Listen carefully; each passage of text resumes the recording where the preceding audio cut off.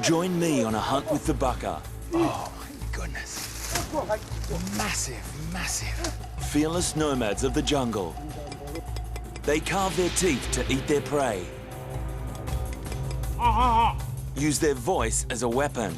Sometimes I feel like we're the prey. They got one. And kill with poisonous darts.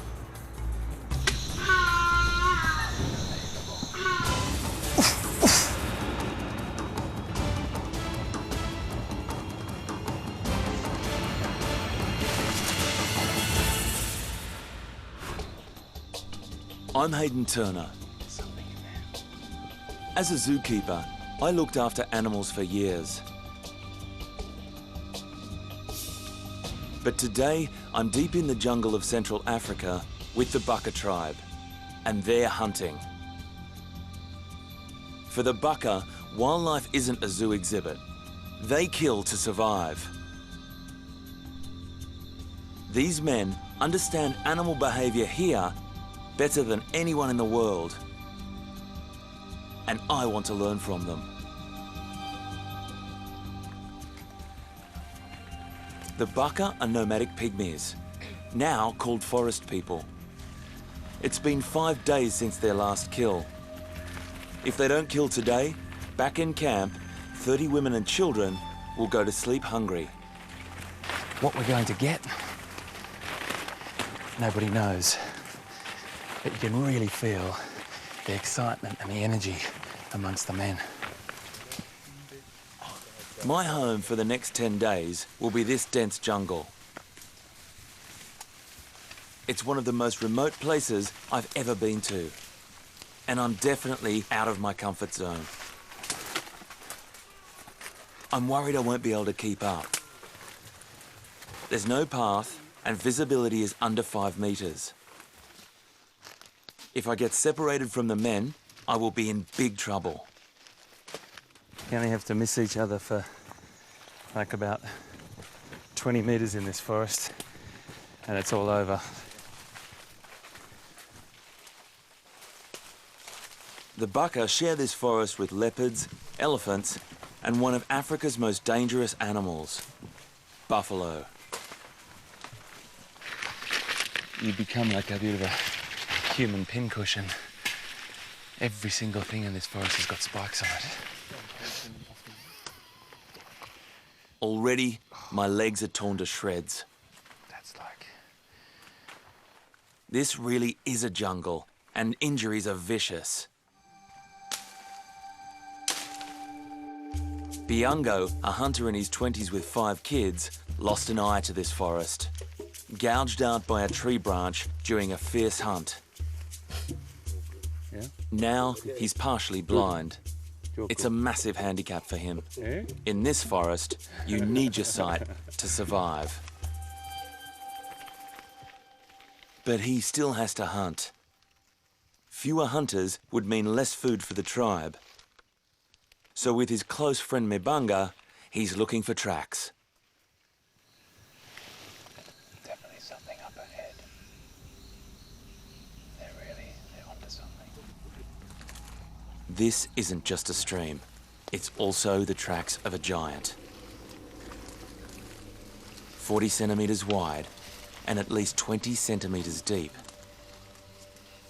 I've seen tracks like this before, but never this large. Hey, Baka.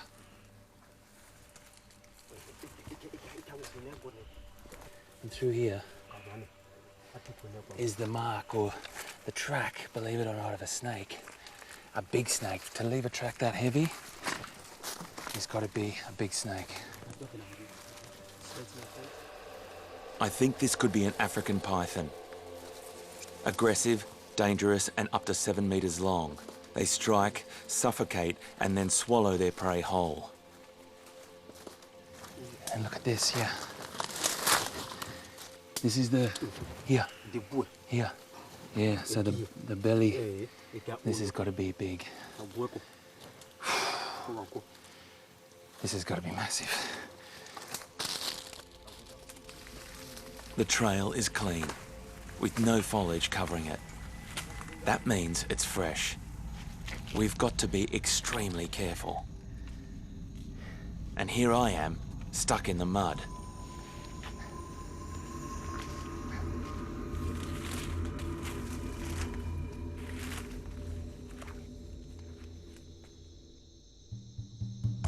The hunters freeze.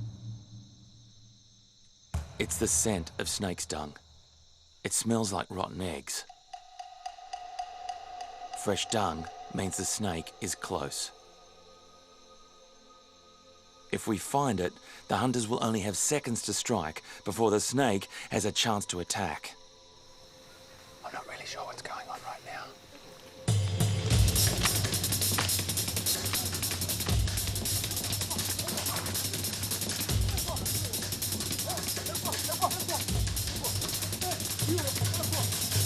Oh my goodness. Massive, massive. Oh my God. Mbanga cuts off the snake's head with his machete. Blood sprays onto the camera. Wow. This is a massive African python. It's got to be 4 or 5 meters long. And it's eaten something, and you can see the massive bulge in its belly there. And it hasn't been able to get away.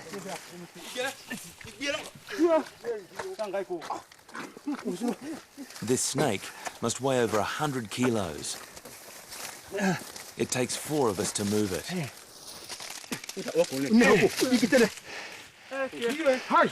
Unbelievable.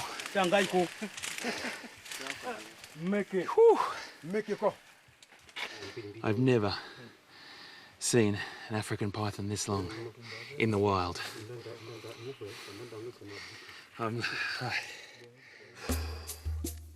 Mbanga landed the fatal blow. In his late 20s, he is the tribe's most promising young hunter. And this snake's head will raise his rankings. It could easily swallow a small child, and it's definitely swallowed something bigger than a small child. We'll soon find out.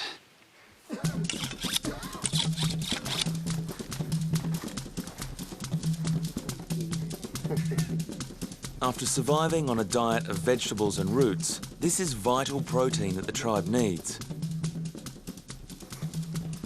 Over 80 kilograms of snake steak, and the animal inside may provide an extra meal.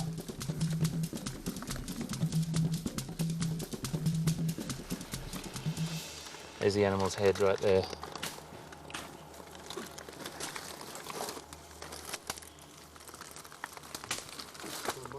An offensive, putrid, sewer-like smell fills the air. It really does smell incredibly bad. It's a duiker, an antelope the size of a goat, swallowed whole, head first. But this meat is rotten and inedible.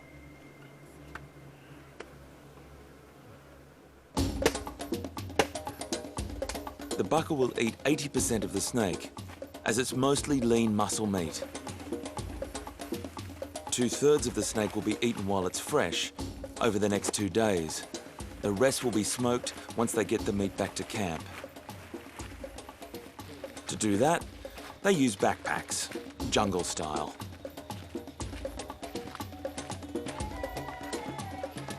There's going to be a party in the old town tonight.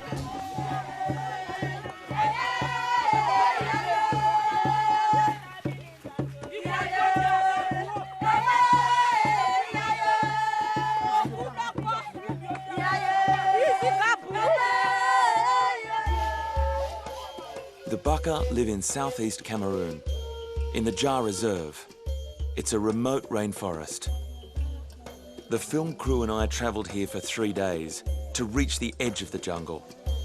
Then, with 40 local porters and an armed guard, we trekked into this jungle on foot. The Baka are traditional nomadic hunter-gatherers. They roam the jungle year-round, establishing new hunting camps every few weeks. 50 men, women and children live here, and they don't need to rely on the modern world.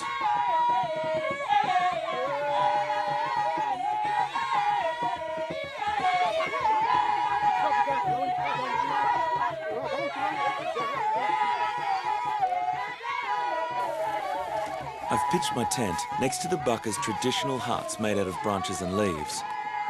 I've brought some of my own food, but if there's enough, I'm hoping to taste some of the food that we hunt.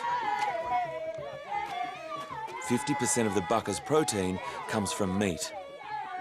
Both men and women hunt, but it's just the men who hunt the large and dangerous animals.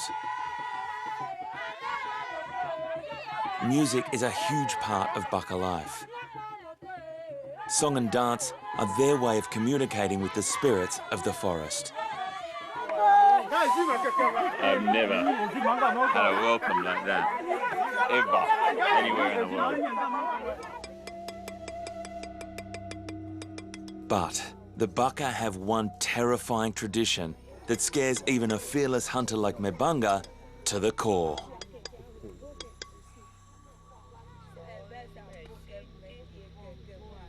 Mebanga, Joko. The Baka have an excruciatingly painful ritual.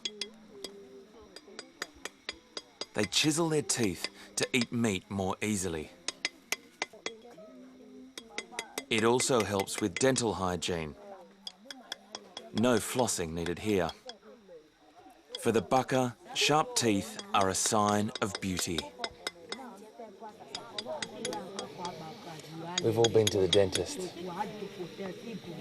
But there's no way in the world that I could ever imagine the pain that must be, to have pieces chipped off your tooth with a sharp knife and a heavy piece of steel. Ugh.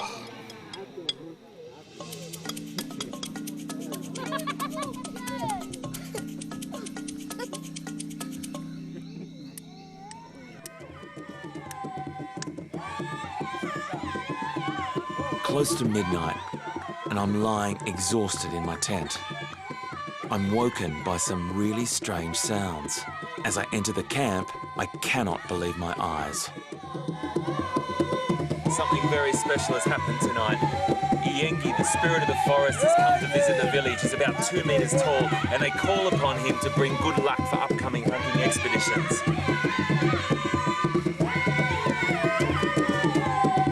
These people are happy people, and the experience that I'm having, their happiness is washing over me. The next morning, Awa, the Baka healer, performs an important ritual. It's to make us strong and invisible, so we can hunt one of the most flighty animals in the forest, the duiker. Duikers are small antelopes, extremely shy and elusive creatures. When alarmed, they make a distinctive bleating call. It's this call that the Baka use to their advantage. They imitate this distress call because it attracts the duiker to them.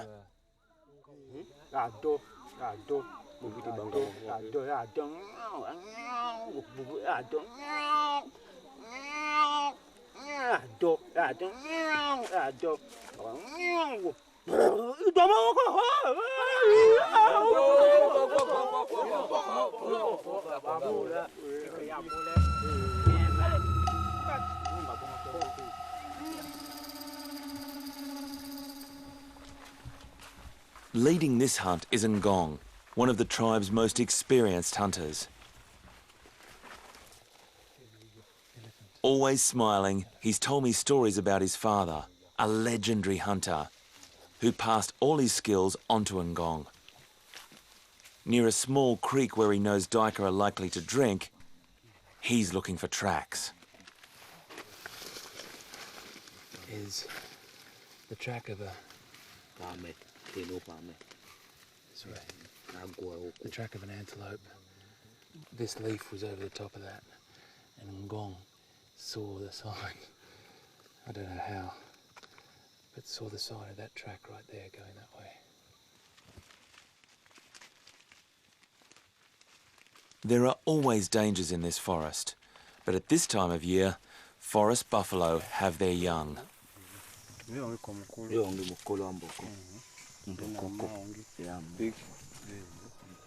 I know how dangerous these animals can be. If we were to get between a cow and her calf, she could attack and easily kill us. The duiker tracks lead us deep into the jungle. The size of a small dog, duikers move easily through even the thickest undergrowth. We move much slower, and I'm finding it exhausting.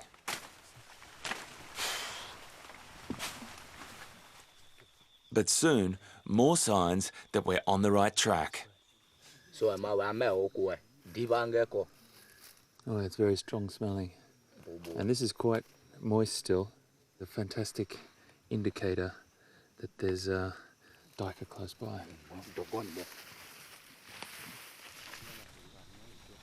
It's crucial that we find the right location for our first calling spot.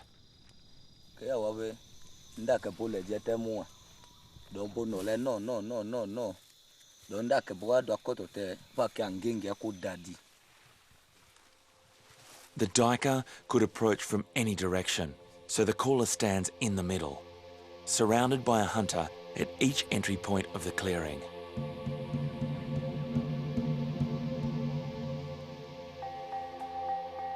And there's thick vegetation in front of us.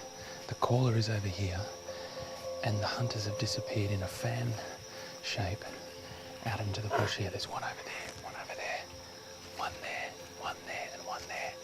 And they'll be poised, ready to strike. We've got to get down.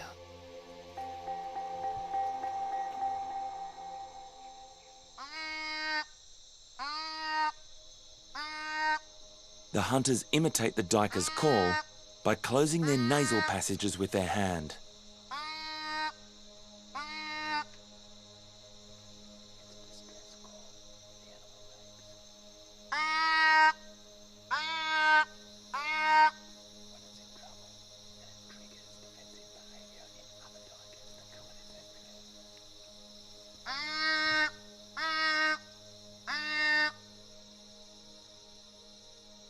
The call has to be perfect, otherwise the animals won't approach.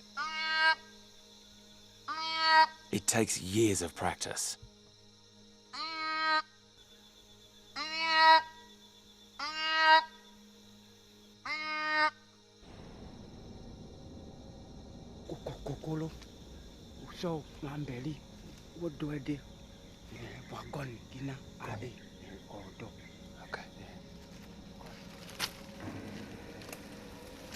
The hunters call over 500 times in a day's hunt and stop in up to 15 different clearings.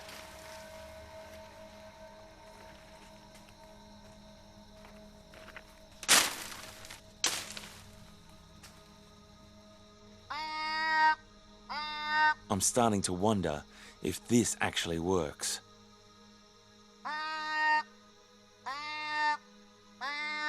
Each time the hunters call, they put themselves in danger. Other predators also respond to these distress calls. We could easily attract a leopard.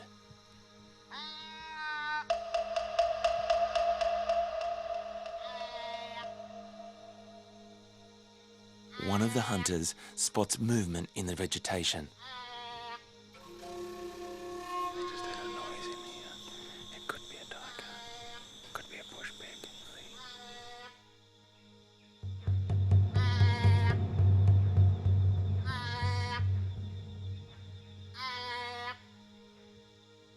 Suddenly, a duiker appears.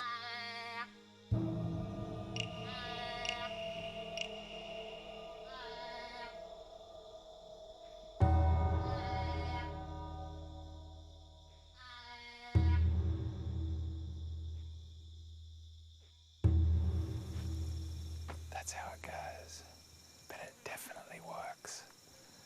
That distress call definitely attracts other adults to come and investigate. Very, very clever.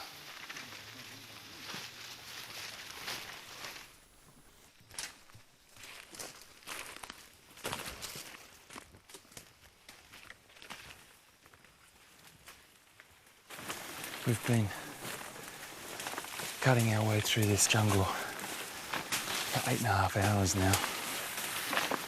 and it starts to get to you. Now I really understand why the Baka call the duikers towards them. It's really their only chance of catching one. This animal is too flighty to stalk, and the jungle is way too dense to chase them. The Baka only kill what they can eat. But some of their neighbours decimate the animal population with illegal hunting. I just trod in this wire snare here.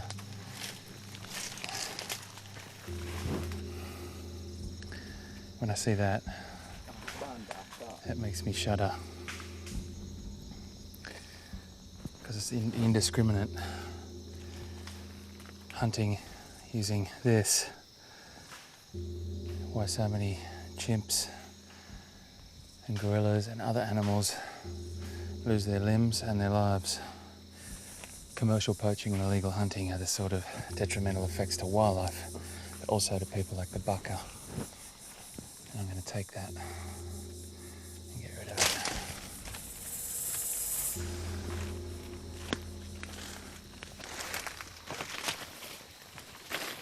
It's getting late, but we have no choice. We have to keep going. For the Baka, it's either hunt or go hungry.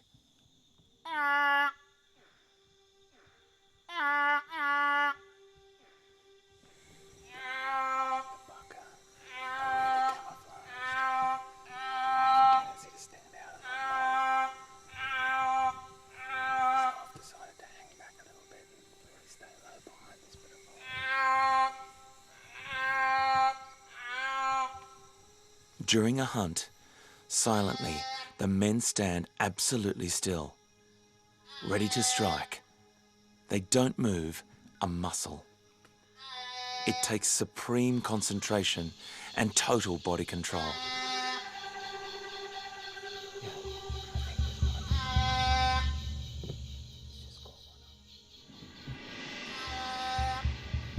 A duiker appears out of the undergrowth. It's only 10 metres away. The hunters must wait. It's too far away to spear. The caller continues. Transfixed, the animal moves forward. 5 metres now. Just a few more seconds.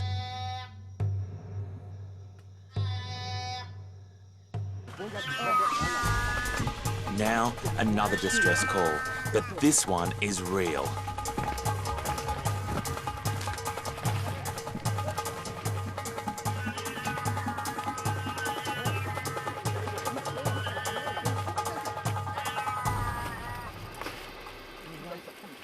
They got one.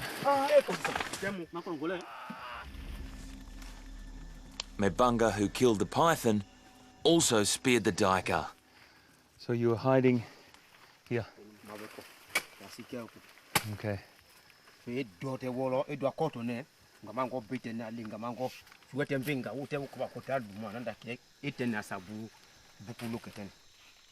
Success for Mbanga and the tribe. Strategy, patience, and deep understanding of animal behaviour have paid off. Transfixed by the distress call, the duiker walks straight into the Baka's trap. Hard for me to watch an antelope that I used to look after hunted, but I have to always remember this is forest food for these people. 5 hunters, 10 hours, 5 kilograms of meat. With some yams from the forest, it'll be enough for tonight's meal. But tomorrow, we'll have to hunt again.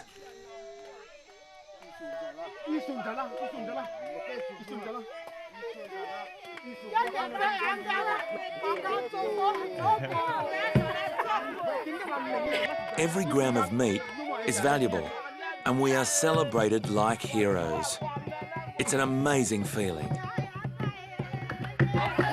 As well as being great hunters, they've got fantastic rhythm as well, which singles me out even more.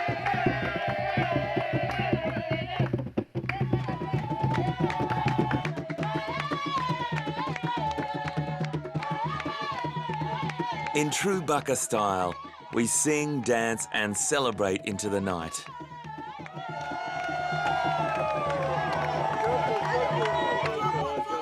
tender daika cooked with forest spices and a root vegetable called cassava.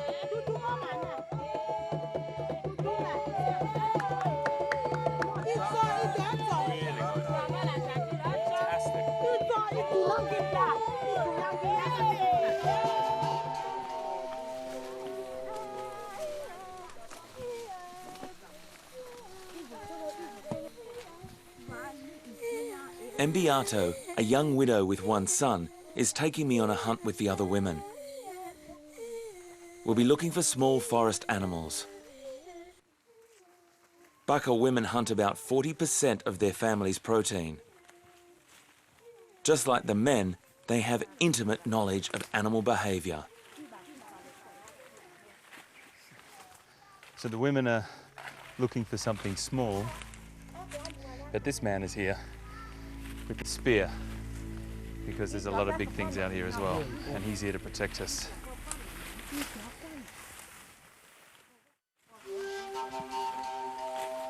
First up, we're looking for tortoise. They're easy to catch and a common meal, but you need to know where to look.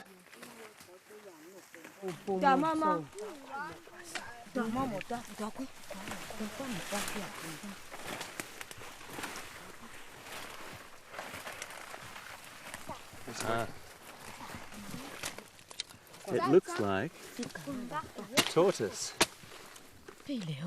Ah, Joko.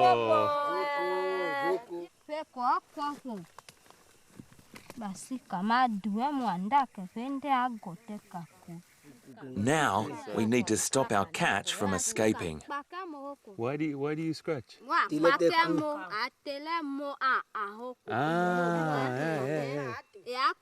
Okay.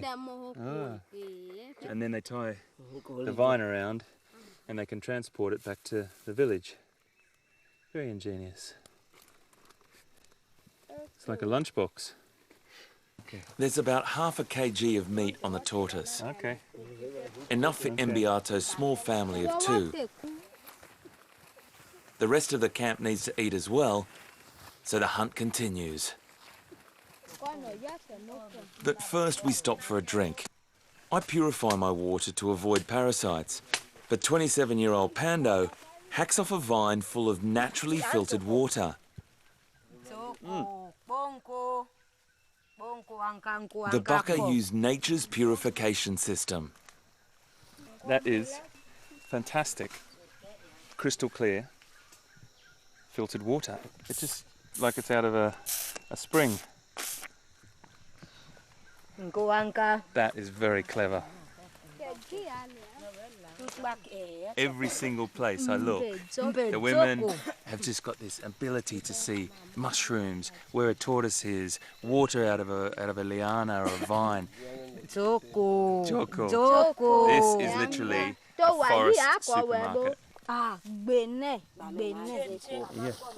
Before I know it, Pando is onto the next hunt. I wouldn't be putting my hand down a hole like that. But the women just know from that hole that they've seen there on the ground that there is something down here.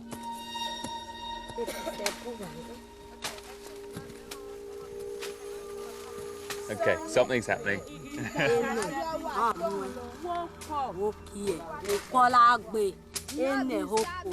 Okay. This is the food for the animal. So you know something's down there. Giant pouched rats carry food underground in their cheek pouches.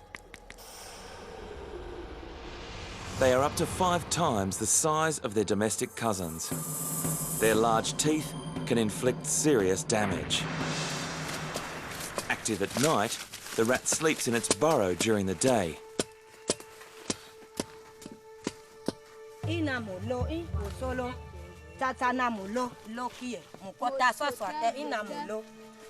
The burrow is a maze of long passages, inner chambers and several exit holes.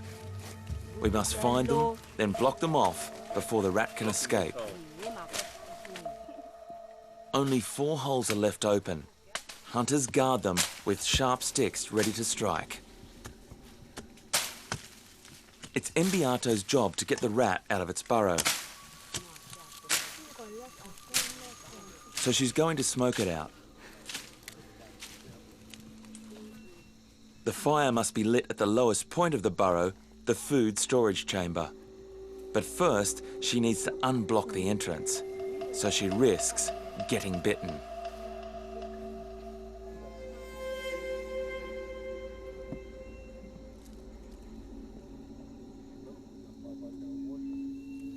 With the burrow unblocked, now the smoke can travel deep inside.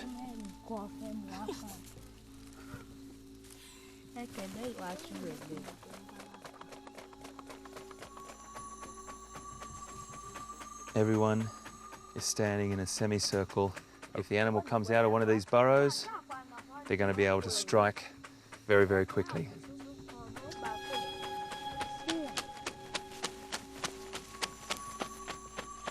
After 15 minutes, there's still no sign of this rat. Then Pando hears a noise at another hole and goes to check it out.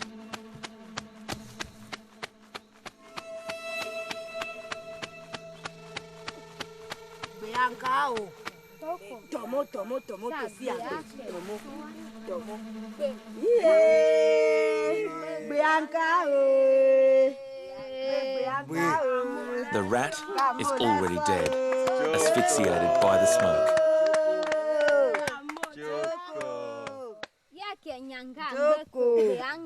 That is the biggest rat I've ever seen. Well, been to the supermarket, a tortoise, a giant rat, dinner sorted.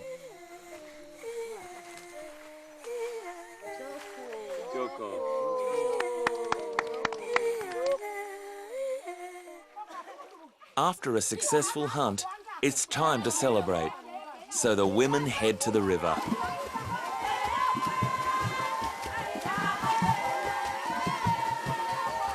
They use the surface of the water as an instrument. With cupped hands, they create drumming sounds.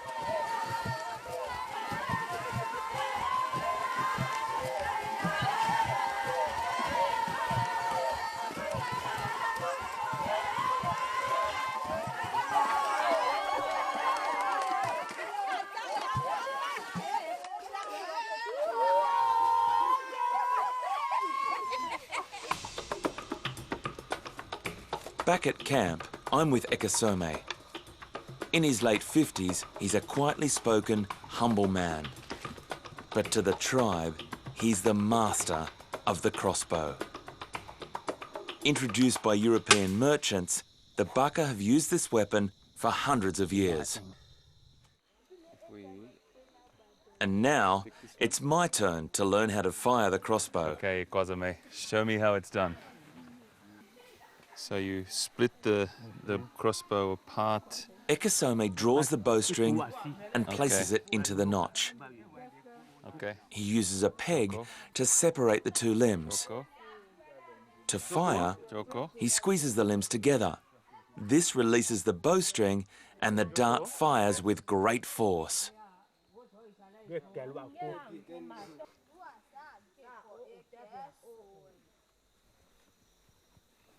Okay. Joko. Okay. Here I go. Everyone is watching. Okay.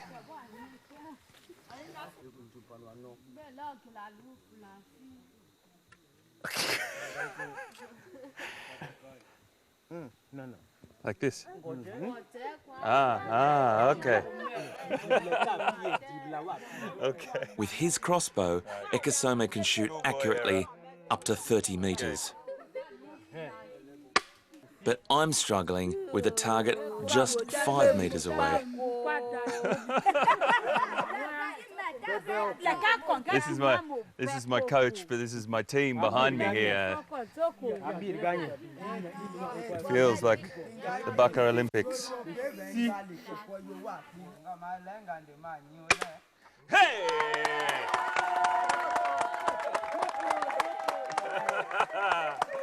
This isn't a game. The crossbow is designed to kill.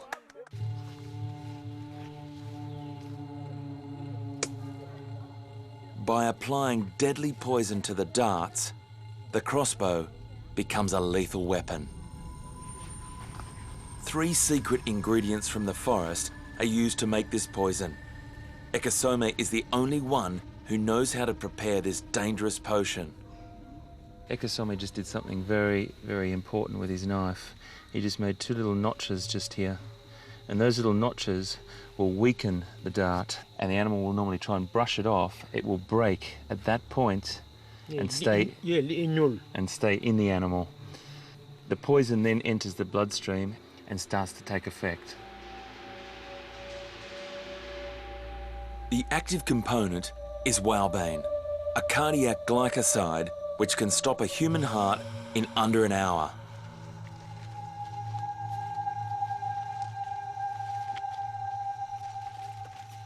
Now I'm going with Ekasome on a crossbow hunt. We're looking for one of the largest birds in the forest, the hornbill. To get close enough for a kill, we'll have to creep up on our prey. This hunt requires absolute stealth and silence. Animals in the canopy can see movement on the forest floor very, very easily. It's near impossible. He can do it. I just don't seem to be able to have the technique.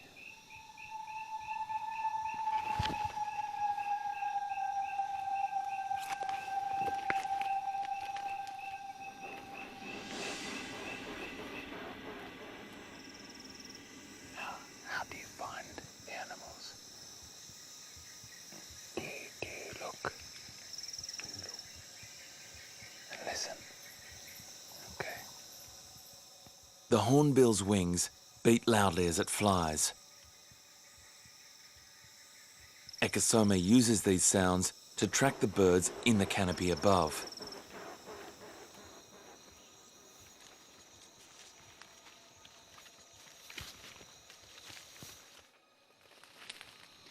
It's like walking across a forest floor covered in potato crisps. It's impossible for me not to make a noise. I really feel like I'm letting him down.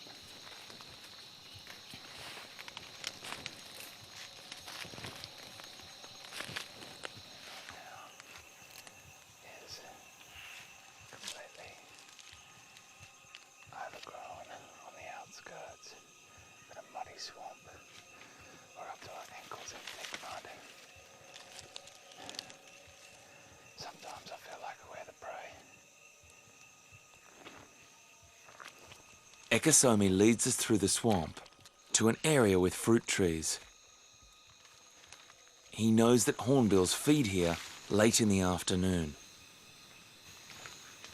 I can hear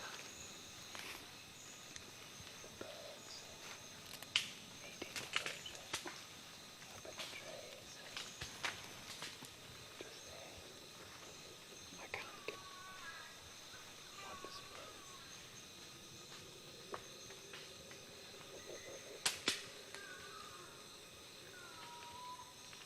That's not because of us, that's just flying to another tree. We're vocalizing to each other. But I have to let Ekasome go forward by himself. And hopefully I can keep him in vision. But then, something I did not expect. Ekasome uses his voice as a secret weapon.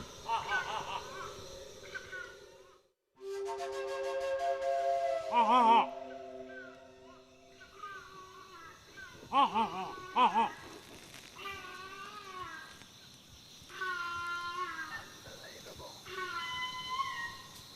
He just made a call and brought the birds over to us. By imitating the bird's calling sound, Ekasome has lured 2 hornbills into the tree above him. Wow, I wasn't expecting that.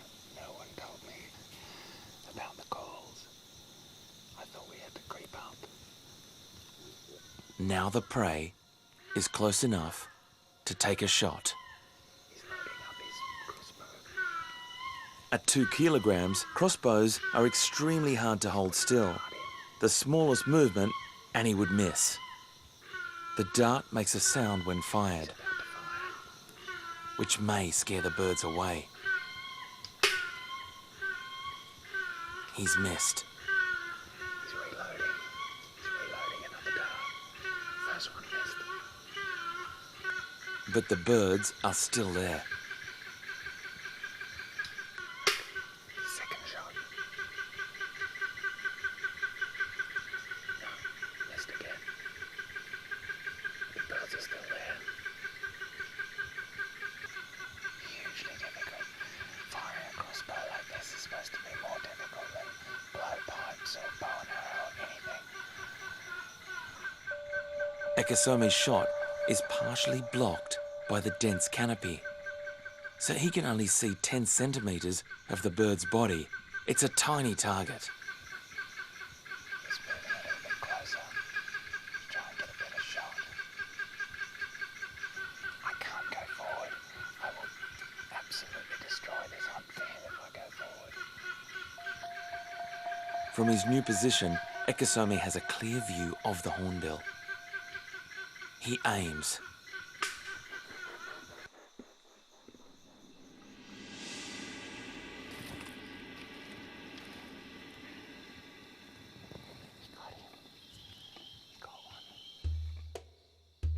Now, we sit and wait for the poison to take effect. In a bird this size, it should only take minutes.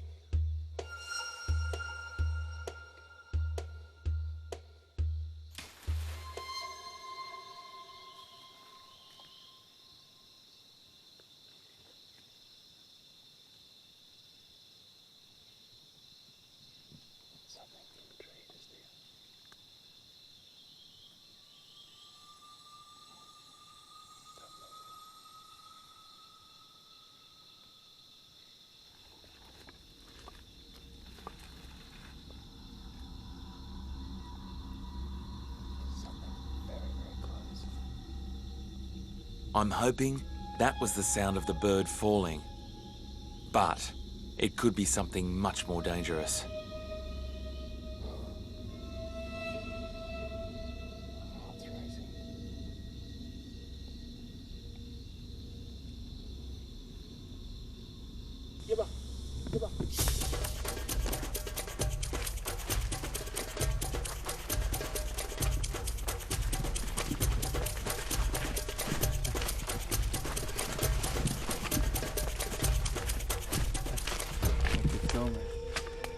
It's gone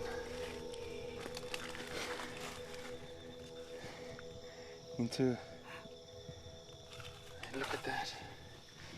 It does. It looks like it's gone up into the brain, straight through the lower part of its bill. With as much meat as a chicken, this hornbill is a great catch. That is knowledge and skill that should never be lost.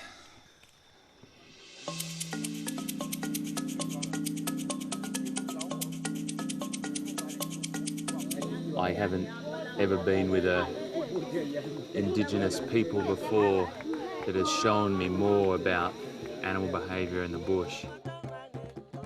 In my time with the Baka, I've learnt that they are at one with this forest. They have shown me that this jungle is the basis of their existence, culture and happiness. With animal calls, ancient weapons and courage, the Baka are masters of survival.